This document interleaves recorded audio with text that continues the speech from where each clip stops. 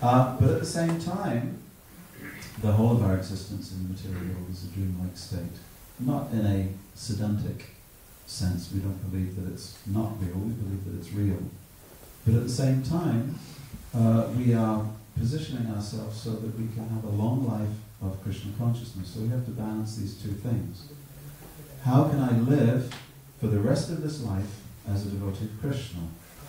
Which in the early years of Krishna consciousness, we didn't do, because to be a devotee was to be a brahmachari. When I became a devotee, there were no householders.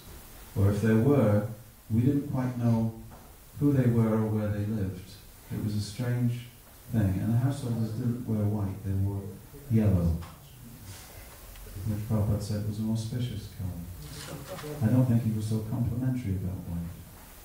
In fact, I think a Harinam with all white dhoti wearers is not very attractive. It looks like a Chinese laundry.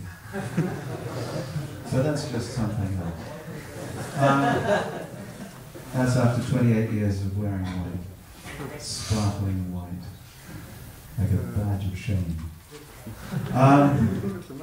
But I will say this, that in those years we often had the phenomenon of devotees who were too afraid to change their ashram because it was the great mystery. And we lost a lot of devotees. They would go from brahmachari life to nothing at all. These days, it seems that in many parts of ISKCON, what we have is people going from being a congregational member to a grihasta with no brahmachari life at all. That's also a mistake. One who has not gone through brahmachari life makes a very weak grihasta. And brahmachari life is absolutely required. I was only a brahmachari for 8 years, but I can honestly say that those 8 years were the best years, the most powerful Krishna conscious realizations came at that time. I think brahmachari life is best suited for self-realization. But there was also a point in my life when I realized that for long-term practice of spiritual life per se, that I had to make a change in ashram. But I will also tell you confidentially that there's a certain amount of payment for change in ashram, both financially and in terms of emotions and in terms of intellect and in terms of responsibility.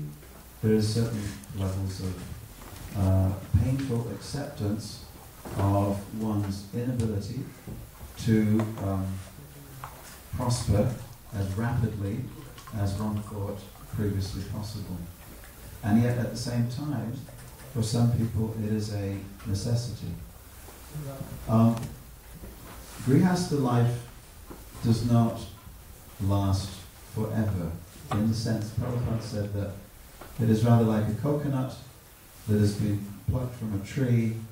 As the sun dries the coconut, if you pick up the coconut you can rattle it and hear it rattling around inside. So whatever ashram you're in, detachment is really the necessity for all the ashrams. So let me tell you, when you see a grihastha, do not think, oh, here is someone who is now enjoying the world. Grihastha is not, grihastha ashram is not, it is not enjoyable, actually. Should I say this, or should I tell them the good things? Oh, that's why you invited me.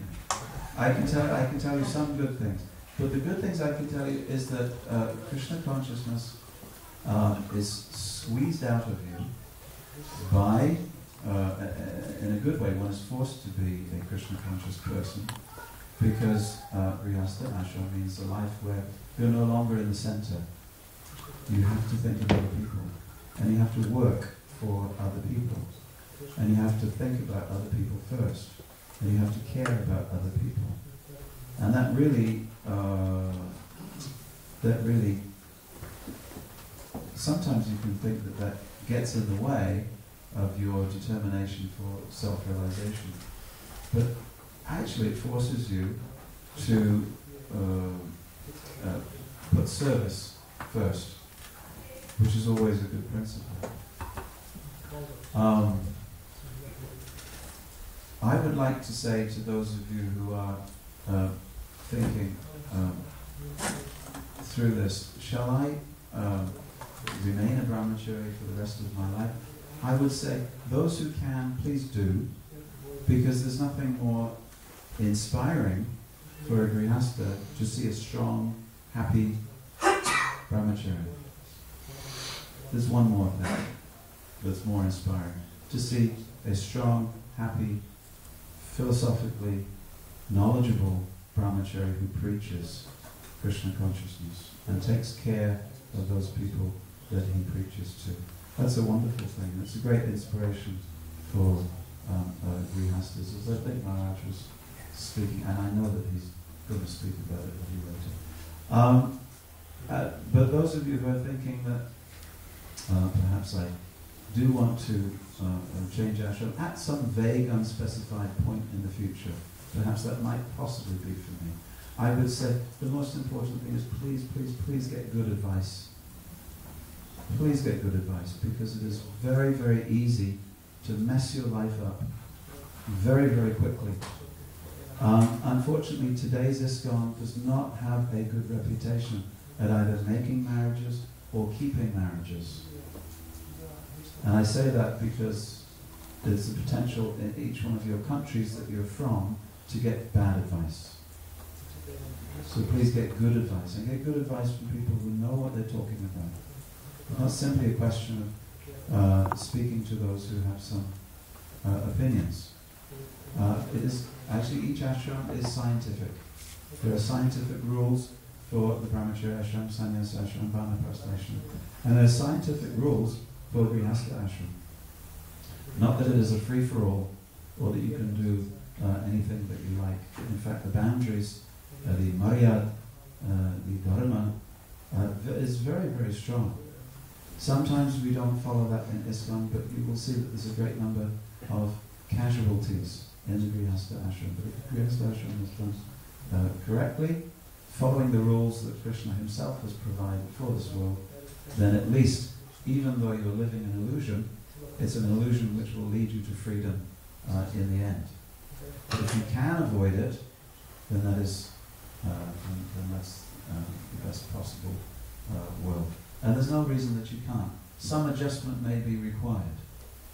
One person who was a senior brahmachari many years ago, he said to me, he said, if you want to remain a senior brahmachari, just make sure that your friendships with other brahmacharis are good and strong, and that you care for each other. And don't find yourself in a position where you become lonely, because loneliness is the greatest enemy of a brahmachari, because in your loneliness you start thinking, now I need a friend, and that could be troublesome. In another organization, another spiritual organization, there would be more of an impetus for people to remain brahmachari lifelong. I'm speaking of monks and people who take lifelong vows. We can also have that in ISKCON. There's no reason that we have to change, but some adjustment may be required in order to put ourselves in the best possible place where the greatest amount of strength can come to us. So I thank you very much for listening. Hare Krishna.